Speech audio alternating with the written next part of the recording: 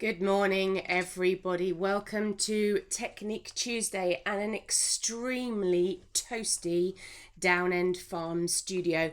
If I'm looking a little windswept, that is because I have literally just turned the fan on as I pressed live. And I can see from some of the comments coming in that a few of you all over the world actually are looking a little warm too. Now, if this is your first Technique Tuesday, you are very welcome. This is something that I try to do as many weeks as I possibly can, my schedule allowing, where I broadcast live, goes out via Facebook, but you can watch it on catch up either on YouTube or over on my website. More information about that to come later. And last week, I introduced you to the concept that Technique Tuesday is going to change ever so slightly. That rather than being just about tuition, it's going to be much more about work that I am currently working on, paintings that I'm doing, thought processes that I have. I try and let you in on some of those thoughts that go into the work that I do. Maybe it's a commission that I'm working on, maybe it's a new material that I'm testing out, but it gives you the opportunity, if you're watching live on Facebook, to get those questions in and to ask me them. And then if you're watching it on catch up, you get the benefit of both. So let's see who is in the room, shall we, today? Right, who we got? Ali D. Ali D gets the first comment of the day. Good morning. Rosie says it's sweltering in France. Andrea, good morning. Jane, D. Jean's off for a haircut. Bye-bye, lovely. See you later. And Mimi. Oh, Mimi says, good afternoon from Borneo Island. Oh, my goodness. Thank you ever so much for joining us. Lou, good morning. Joe, yes, it's going to be another scorcher. Lynn, Steph is saying that she's on time for a change. Never apologise for that. Joy, Maureen, Joe, Rabina, Martina has just got in from a walk. And Mum is in the room. Good morning, Liz. Feels very weird calling you Liz, but my mum is in the room. Linda P, Pam, Jilly, Sharon. Oh gosh, it's zipping past very, very quickly. Lots of you saying good morning to each other, which is marvellous. Patricia, who else have we got? Lynn, Pauline. I'm trying not to miss you all out. Lots of people back from doing the watering or walking the dogs. Barbara, good morning. So Lauren is in the room as well from Port Elizabeth in South Africa. Gosh, we are international today, aren't we? Trisha, Susan, Mick. Now Mick is saying that he would like to thank everyone for their support when his great-granddaughter was poorly last week. Mick, you are very, very welcome. You know this is a very, very tight little community and we try to look out for each other, and that's what it's all about. I'm so glad that Esme Rose is back on the road to recovery. Chris B is in the room and Fran is in the room too. Gosh, there's lots of you this morning. So shall I catch you up very briefly on what it was that we started last week? Don't forget, you can go back over to the website and watch all of that back. Christine, good morning. Janet, good morning. Janet's saying she just finished Zumba. Oh, that's far too energetic for a Tuesday morning. So I shared with you last week a bee project that I wanted to work on. But it's based on a painting that I did. Painting, illustration, you decide. Based on a piece of work that I did a good 2-3 years ago now. And this is the painting that I did. So this is I'm not sure if it's a hare or a rabbit. I'm fairly sure it's a rabbit because of the eyes. But it's artistic license bunny of some description. So this was a piece that I did and it was very, very well received. I was actually testing out a new product when I did it. It was an idea that I had lurking in the back of my head. And it was obviously an animal portrait, but incorporating flowers. So what I wanted to do was, as a lot of you know, that I have quite an affinity with bees of all kinds, buzzing variety and husband nickname variety. So what I wanted to do was to put that painting that I had already done into action and to try to do a bee related. Now I'm going to take you to the overhead camera, but there's lots to catch you up on, okay? So this is where I have got the project to. Now this has been pushed on a little bit further than when you left me last week. So let me fill you in on how I got this this far. Now what I've got for you is a bit of time-lapse footage. Now this is going to zip on by. It's only to show you, to sort of prove to you that in my preparation for today's part of the project that I did do it. So let's share that time-lapse with you, and then you'll be able to see. So here we go. So this was me doing my prep yesterday. So I was doing a little bit of research. I was playing, excuse my head being in shot there. I was playing about with some symmetry. I was playing about with, got very annoyed with my wing shapes.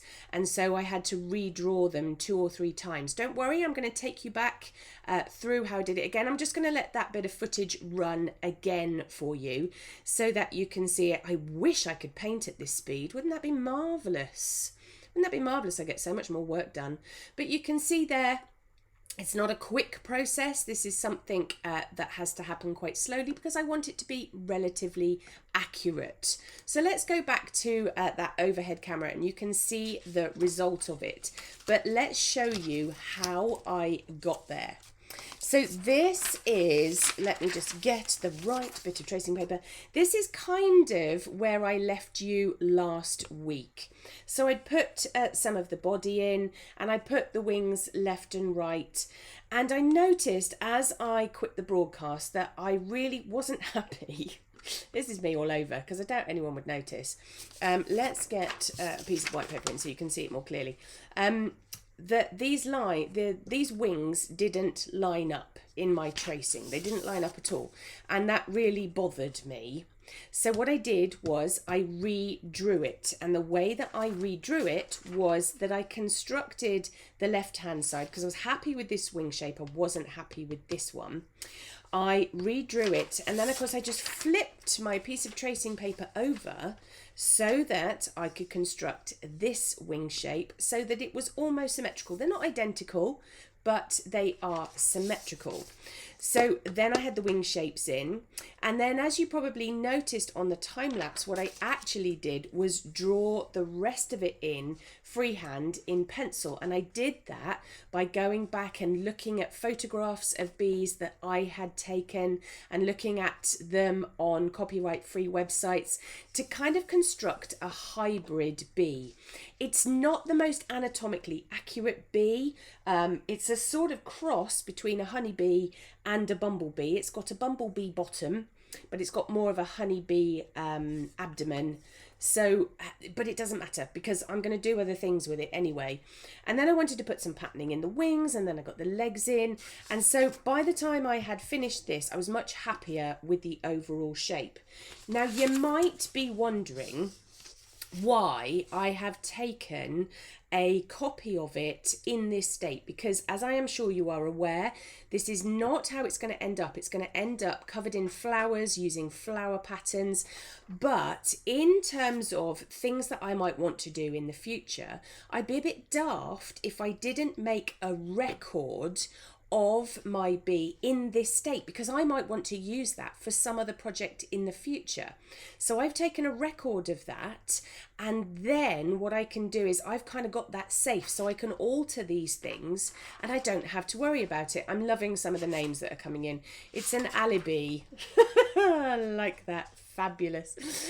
So I've got those nice and safe. Now I can think about incorporating some flower patterns into that bee shape. Let's get this one back and let's show you that inspiration picture again.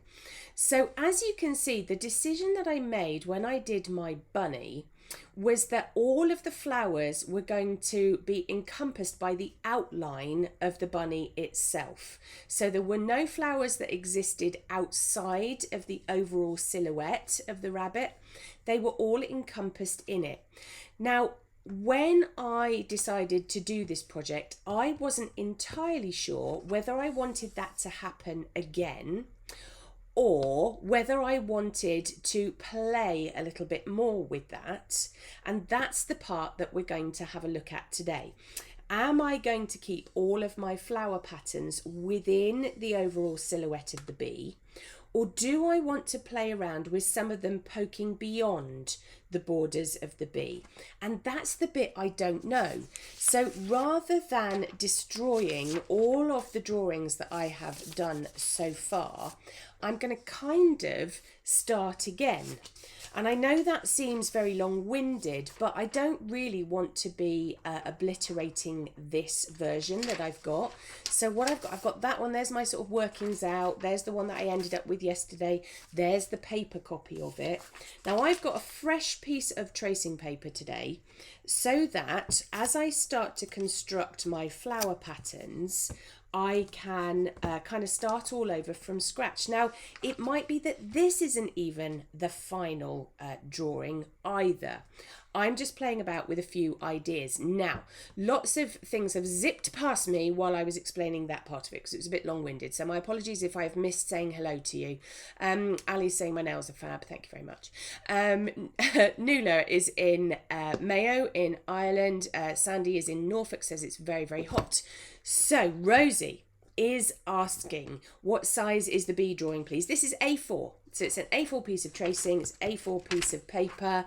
I'm keeping it relatively small because my plan is when I transfer it to watercolour paper, I want to have space all the way around it. If you know my painting style by now, you'll know I like to have a sort of airy quality all the way around it, exactly like Bunny. So I've done it onto A4. So that when I transfer it, I can transfer it onto a 1/4 imperial size piece of watercolour paper, which will come out about that size. So it should have plenty of space. There isn't a situation that I can think of. I'm desperately trying to think of one. I don't think there would be a situation where I would paint this bee so closely cropped to the edge, because I wouldn't have the opportunity to change my mind about anything as I painted it. I don't like what I call, this is just my description of it, left to right painting. That's what I call it, when you sort of fill the piece of paper and you try to create things within those borders. That seems very restrictive to me. So I like to create things on a much larger piece of paper so that I can change my mind. There's some very lovely bee emojis and things coming in on the Facebook chat. Thank you very much for those. So Rosie, I hope that answers your question. Hello, Thyra. We are terribly international today. We've got Sweden and South Africa and Borneo, and I know we've got Australia in the mix as well, France, all sorts of things going on. How terribly exciting. Thank you very much to everybody for tuning in. So the thing I'm going to do now is I'm going to have a look at my flower patterns, and I was having a think about this, about the kind of flowers that I might want to include in my design. Because it is a design, there's a lot to be discussed about whether something is art, fine art, painting, or illustration. I think this probably encompasses a bit of a grey area between those two. If we go back to the original again, it's illustrative from the point of view that it's got quite a lot of detail in it. It's quite definite. But you still got that kind of vignetted, fine art, wishy-washy, fuzzy old background. That's the technical term for it. Morning, Anita. Going on behind the bunny. So I think that's why I say it sort of encompasses a kind of between fine art and illustration type of thing. And who knows where I'm going to end up with this? I don't know. I don't pre-plan these things. I don't sit here and go, do you know what I'm going to do? I'm going to create a bee painting. It's going to have this, this, this, this, and this, because that's not how painting works. You have to have the opportunity to change your mind as you go. So we know, don't we, that the majority of bees, not all of them, because I've been doing my bee research, the majority of bees are yellow and black. And we have some, that's a little black, yellow section up there. We've got this section here is yellow. We've kind of got a buff little section down here because I've based the colour scheme on a buff-tailed bumblebee. So I was looking at those kind of colours. Now I started off last week, if you remember from last week, or if you go back and watch on Catch Up, I had these two photographs from a copyright-free website. Whoops. Can tell my board is on a slope, which I quite liked for the yellow part of it. I really liked what we call flat lay flat. I like this sort of overhead shot because I wanted to do my bee from the top looking down, I thought these would work rather well. So I have those. I had these, what they call black-eyed Susans, are they? But I'm not entirely convinced about those. So I've sort of shelved that photograph temporarily. I'm more going to this one, if I'm honest. I like this pattern. I have a sneaking suspicion that's going to take me ages to paint, but we'll worry about that later. Oh, the lovely Gary is in the room. Good morning, Mr. Templeman. Sup? Lovely to have you here. Thank you for tuning in. So what I've done is I've taken some black and white copies of this. I've scaled them down as well because I want different sizes to play about with. I don't think I'm going to use that one, so we'll put that one to one side. And then I've also got some daisies. Now, why have I got daisies? Yes, they're very similar to this flower. I sort of had the mindset that maybe I should go for a similar shape in each flower, but maybe different colour schemes. Again, not entirely sure what I'm doing with this yet. And I went for daisies because I was trying to think about, I want this bee to be a Dorset bee, or at least a Down End Farm Studio bee. So I need to also think about flowers that I particularly like, that are inspirational to me, or that I find in my garden, round the studio, those kind of things. So that's why I've got lots of variations on a theme. Now, Susan on the Facebook chat has just made a very interesting point. She's put, it's so good to know how much planning goes into this process. It explains why my efforts are often disappointing. I'm sorry to hear that, Sue. I'm sending you a very, very big hug. But I do think sometimes that we do rush to the end, don't we? And I mean, that's the royal we, because I do it as well, that we get so driven by what the end result is going to be, we skip over parts of the process. And I also think that if you follow a tutorial, I'm not talking about anyone else's tutorials, I'm just talking about my tutorials, I've made a lot of decisions for you. And so then when you go to do something on your own, you don't necessarily understand all the things that I've thought about or left out or included or discounted as part of the process. And that's why it's sometimes a little bit more tricky to be self-sufficient as a painter. And that is what Technique Tuesday is going to be all about in the future. It's going to be more about you guys, you up there, being self-sufficient as artists in order to be able to make your own decisions. So I hope that makes sense. Thank you very, very much, Susan, for your comment. Mick is in the process of constructing us a poem, I can see. So let's start with one of the flowers that I'm pretty sure I know where I want it to be. And I am pretty sure that I want it to be outside of the bee lines. And I want it to be quite big because I'm thinking maybe I'll put it in the middle of my bee to act as the place where the wings come out. But I don't know yet. I don't know. So what I'm going to do is I'm going to go through my copies to see if I can make any of this work. Now the way that I'm going to do that, because of course don't forget I've got this all safe. I copied this. I'm not going to alter this at all, so that if I want to take further copies of it, I can do. And actually, I've still got the tracing anyway. So I'm going to start on a new piece of tracing paper. Now, Ali D is throwing flower words at me. I'm going to take a stab at how you pronounce that, Ali. I know it's Cosmos. Sulfurious would work well too, Ali. Okay, I'll take your word for it.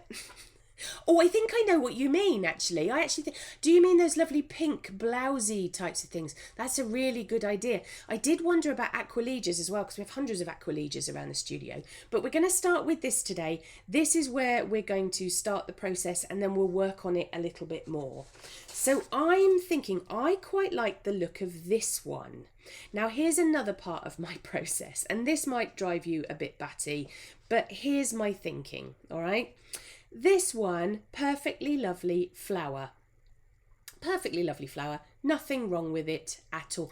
Ah, I see. Ali's saying no sulfur. It's a yellow one. Hence, I see what you mean. I'll look it up. I'll Google it later on. This is a perfectly acceptable flower. I don't like this petal and this petal because it makes my flower look very square. Now, admittedly, I could leave some of these petals out. I could do. But I quite like this one. I like the aesthetic. Now, is that an artistic thing? Is that a rule thing? Is that just Ali's got kind of a thing about how she doesn't like too much formality, how she likes something to have a nice round shape when you consider that my bee's body is a little bit more round. So what I'm going to do with my pencil is, I'm going to pop my glasses on. Ooh, they're filthy. I'm sorry, I've got to clean my glasses because I can't see through them. There we go, that's better. I'm going to very lightly in pencil draw the very rough outline of the bit where my bee's body currently sits, so that I've got an idea of where my flower, what sort of area my flower needs to encompass. Then I can slide this underneath and I can have a really good look. Okay, so that is quite a nice size. Is this one any better? Let's turn it that way. So actually that's quite a bit bigger, look. And I'm not sure that I want the petals to encroach that much. Also, I'm thinking, do I want it to be that symmetrical? Do I actually want it to be offside a little bit? Now, none of these things are wrong and none of these things are right. I could, of course, use a flower down here for the sort of thorax of the bee. I'm not entirely sure yet. That's one set of processes that I'm thinking about. Now, the other set of processes that I'm thinking about are the wing shapes. So I'm going to draw those in very loosely too. We've got like a double wing spread here. So we've got one that side and one going down there. Oh, Ali has very kindly in the Facebook chat provided a link to the flower that she is talking about. So let's, oh yes, I can see exactly what you mean, Ali. That might be better, mightn't it? But we'll have a think about it. We'll have a think about it. We'll have a think about it collectively as a group as well, and we'll see how we get on. So there's my wing shapes, very loosely drawn in too. And I want to have a look at these daisy patterns as well, as to whether I forfeit the kind of veins in the wings and whether I go for daisies in the wings instead.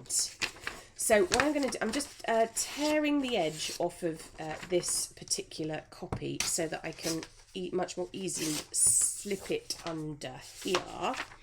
And then I'm looking, now you see that actually does look really lovely, doesn't it? I do like the fact that you've got these daisy shapes within the wing. And I actually quite like the negative spaces. I quite like the gaps in them too.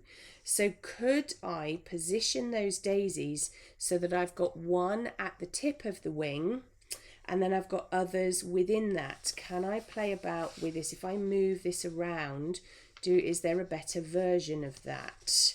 I don't know is the answer. Let's play around with it. This is all to do with composition. It is to do with aesthetics as well. One of the reasons I'm not wild about that version of it is we've got two very formal ones next to each other and one down here, but am I bothered about that? I don't know. Do you know what? I'm going to start drawing some of these in and we'll see how we get on, shall we? Let's stop talking about it and let's do it. So I've already decided that my daisies aren't going to go beyond my wings. The flower in the centre, whether I go for the abdomen or the thorax, not sure. But I think I'm fairly good with my decision to keep my daisies within this wing shape. So what we'll do is we'll pop one in and we'll see how it looks, shall we? Now, this project, I was thinking back to when I did my bunny.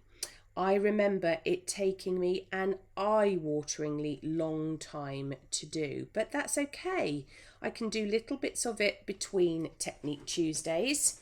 and I can do little bits of it with you for our live broadcasts. There's no hurry, and hopefully you're finding everything that I am imparting useful in your projects in the future. Now let's pop that down. I quite like that. I'm quite liking that that's within the boundaries of the wing, but not going outside of it. So let's pop another one in. Let's see, let's line that back up again. Oh, there we go. Let's pop the one next door into it. Let's pop that one next door in. So we'll get those petals in. I'm doing this very speedily today so that you're not all bored stupid by me drawing bits of daisy in. I will probably do it much neater before we meet again next week. Let's put this one in and I'll see if I hate it or not. Because sometimes I hate things in advance of me doing them, and then I actually do them and I get over myself a bit faster and I think, oh, what was all that about, Ali? What a fuss to make, when actually it looks fine. So let's get it in. We're working in pencil and we're working on tracing paper, so it doesn't matter if I change my mind. That's also another point, a really good point to make actually, is one of the reasons I am working on tracing paper. Can you imagine if I was doing this straight onto my piece of watercolour paper and changing my mind? My piece of watercolour paper wouldn't do anything ever again, would it? Let's have a look at that. Let's slide that under there. Oh, you see that looks, let's put a more solid piece of paper. That looks rather lovely, doesn't it? I like that. That's looking really good. So let's do a little bit more of that. Where did I get to? Lost me place now. There it is. There it is. I got it. I got it. Line that daisy back up again. Let's put this one in, which I'm kind of quite excited about because it's a slightly different aspect. It's kind of leaning in a different direction. And then we'll be able to see a little bit more about what the negative space looks like between each daisy, won't we? Now, here's another conundrum that I've got. Do I keep this set of daisies separate from this set of daisies in this second wing, look? Or do I just continue my pattern going down and around? I think my gut reaction is to separate the two so that it's very obvious when you look at the bee which wing is which. I mean, these are all minutiae decisions, but they're important ones. They can really affect the overall composition of your piece. Now, whilst I'm drawing a few more of these out, there's lots of bee puns coming in. Thank you for those. Anne is saying, I do my thinking and composition on a piece of ordinary paper and then copy, trace down onto my watercolour paper. Yes, exactly the same process, Anne. It's I'm simply using a tracing paper so that I can see through it into my other drawings that I've already done underneath. So that is a process. We could talk for a long, long time, couldn't we, about tracing. I think most of you know my thoughts on tracing, and that whilst tracing is often seen as cheating, it's really not. It's simply a shortcut. Okay, let's have a look at that and see where we are with that. Okay, I'm quite liking it. I'm quite liking that pattern. Should we finish that off and then we'll get to that flower in the middle? And then we can see whether I'm on the right track or not. So let's line those back up again. Oh, they're really hard to line up. Who would have ever thought a daisy would be so tricky to line up? So we'll get that one. We've got a big one over here. I could, of course, alter the dynamic of my daisies by adding other ones in between. But I think what's going to need to happen is this is going to need a little bit of staring at between now and next week.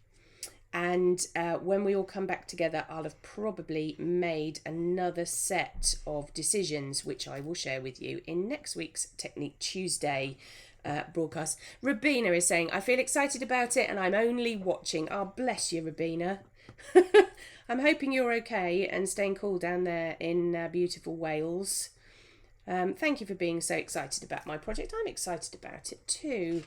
Anne is saying that she likes how the pattern is working on the wing. Ooh, we've got big empty space there.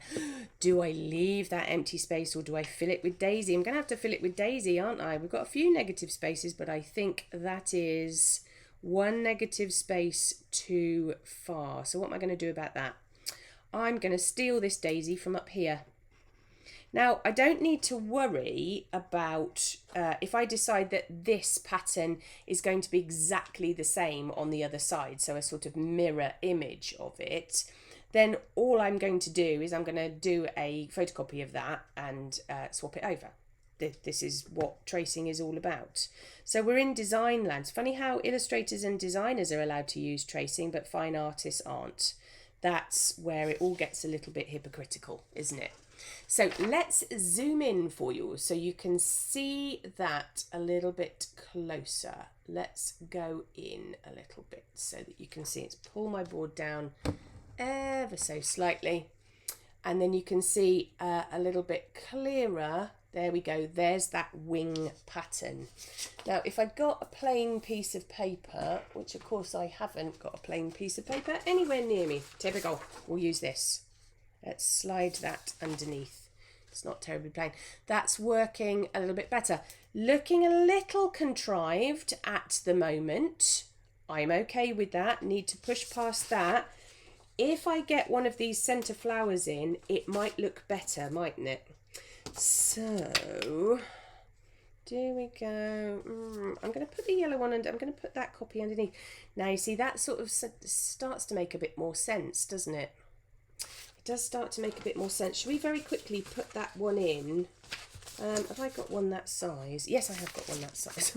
I've got so many bits of paper in front of me that I've lost the plot. Let's do this one.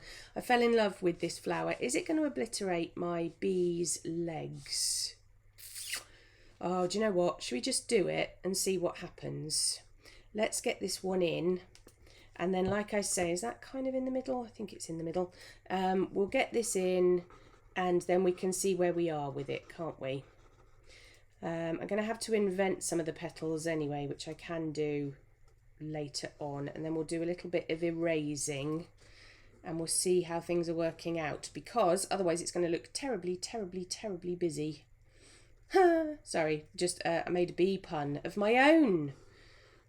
Who knew? Right, let's get these petals in nice and quickly. Like I said, I will do it much more accurately for when we meet up again next week and you'll be able to see it pushed on a little bit further.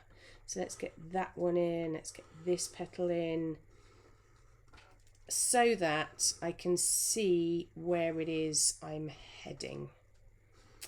And we'll get those in. Let's move that around. Oh, this is stuck down and getting in the way of myself. Anne is saying, you lost the plot. I don't think I ever had a plot. That requires a level of organisation. I love it. I just love it.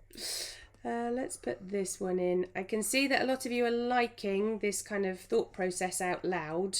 I do hope it's useful. I know it's the slight ramblings of a mad woman, but we'll worry about that later. Now, if I very quickly get some of the rest of my bee in underneath that flower shape, then hopefully we might be able to see things starting to form and we can make some decisions, can't we? Let's get this leg in. What's Ali D saying? Oh, she's being very kind and saying that she's liking this technique. And of course, I'm always very happy to share. Never keep any part of my processes particularly secret, simply because I like sharing with you guys. And you guys give me lots of inspiration to paint anyway. I wouldn't create half the things I create if it wasn't for you. So we'll get that in, we'll get that antenna in. Oh, this is really bad drawing because I'm trying to do it quickly. But like I said, I'll be much more accurate for next week. So let's take that away and we can kind of see where we're going. Let's work in with that eraser. Now, we were talking about erasers last week, weren't we?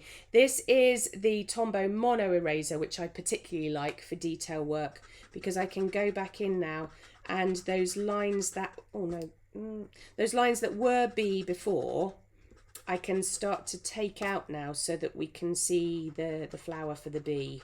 So let's get that in. Don't need any of that part of the wing, do I? Because I want that flower to be over the top. Don't need that line. I'm going to forfeit this bit of bee here so that I can see that flower really nice and clearly on the top. Now that is looking better. I think I actually maybe want to put this bit of bee back in so that we've got that sort of bit of abdomen underneath. I think I need another petal there. What do you guys think? I think I need to go back to my flower. Where is it? And find another petal that I like the look of. Maybe that one. Let's stick that in over the top. So we've got petal coming in and down and around there and up. And then I'll do a bit of erasing and then hopefully that will start to make more sense. So that's starting to come together now, isn't it? We've got that kind of lovely flower for the abdomen, and we've got those daisy patterns occurring in the wings now, and it's starting to have that same look that I had for my bunny picture, along the same lines. But as I said before, in the original bunny picture I kept the flowers all within the border, and didn't want to go outside of the lines. Now this time I'm going much further, so I'm kind of breaking boundaries with some of my flower shapes, and I'm using some of the wing shapes to constrain some of my flower shapes, and I'm really liking that. Now Mick has just made a very, very interesting point. If you think tracing is cheating, watch David Hockney's BBC programme on YouTube, The Secret Knowledge. I know that programme well, Mick. It's really good, isn't it?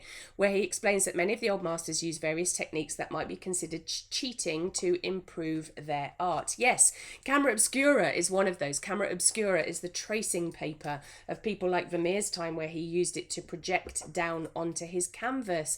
It's not cheating, it's just a shortcut.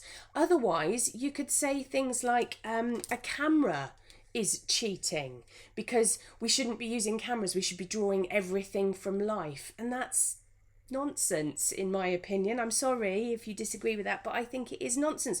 We have all these lovely products and bits of technology and things at our disposal to be able to make our art simpler, or to help us out, or to get us over a spot that we're struggling with, or to shortcut things, or to give us a different outlook on our work. And they shouldn't be ignored, they should be embraced and encouraged, just like the technology that I am broadcasting to you now.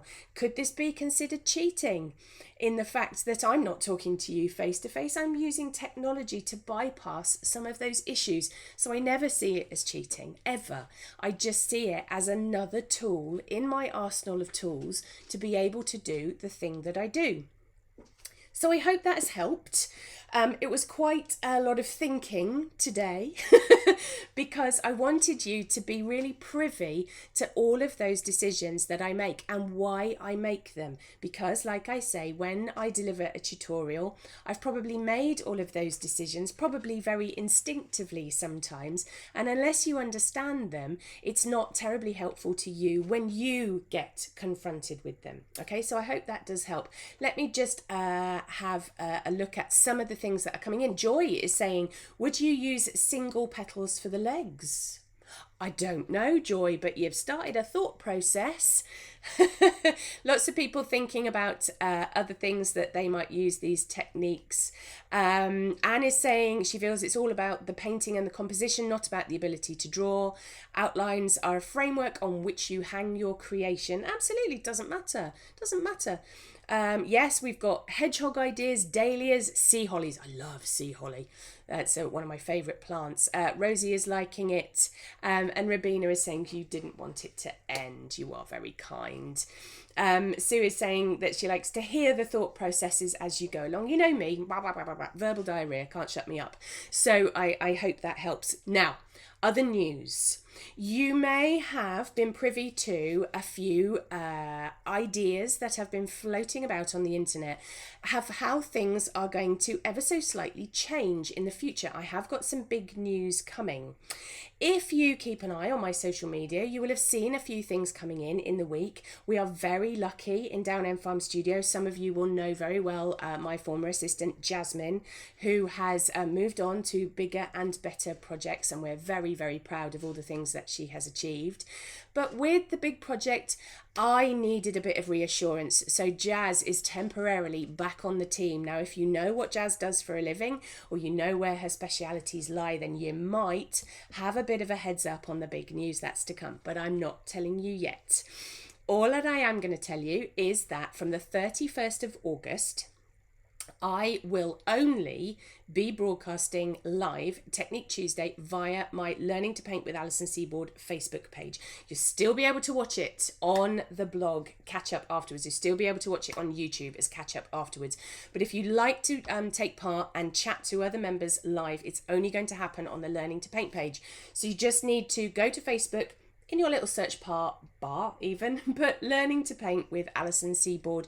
Request membership. We just ask you a couple of questions to make sure that it's you and not some little daft article that's trying to infiltrate it. So just answer a couple of questions and we will let you in the group. And that's where it's going to be broadcast live from in future. There were huge numbers of you that joined last week, so thank you very much for that. Keep your eye on my social media as well, because you're going to see maybe some new things coming in the next week. Maybe a few new colour schemes maybe, or the odd change of logo. Where is it? Up here in this corner. There's a slight change of logo, which also gives you a bit of a hint as to some of the news to come. And I know I'm teasing you, but I love it. I'm not going to apologise for it. But let's just see, let's just do a little roundup of some of the comments, and then I'll let you go back and cool off a bit because I'm getting a bit toasty too. Sharon, thank you, Sharon, for saying that she's enjoying the thought process. My mum thinks it's lovely as well. Thank you, Mum. Who else have we got? Pam is saying lots to think about. Andrea, this is a really good point. I have ideas, but then don't know how to separate them in a logical order. So perhaps this working it out on paper, this verbalising it, all of those things are going to be helpful to you, Andrea. I do hope so. Pauline's loving it. Maureen's loving it. Mick has put a Shakespeare moment. Do I draw two B's or not two B's? That is the question. And I genuinely think that is where we should end today's broadcast. If you would like to watch this back, you can do on Facebook, or equally pop over to my website, www.alisonseaboard-fineart.co.uk. Navigate to my blog, and there you'll be able to watch this back. You'll get a little bit more information as well, because I always write about my broadcast for the day, and you'll be able to see last week's as well. I hope that that's useful to you. Now, we will be still on the Alison Seaboard, still there for a few weeks yet, page next week. I will probably do a little bit of work on this in the meantime, but until then, stay warm, stay cool, stay chilled wherever you are on the planet. You take lots of care, look after each other, and we will speak very soon. Bye, everybody.